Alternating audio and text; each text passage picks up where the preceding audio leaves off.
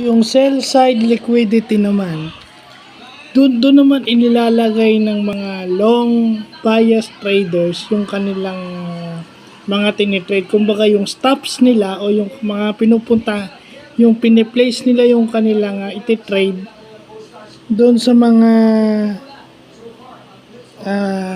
basta doon sa lumalagong stock, doon nila piniplace yung kanilang trading. Kasi yung sa buy side, yung mga short sellers, dun lagi sila sa buy side sa buy side liquidity sila lagi. Pero ito kabaliktaran.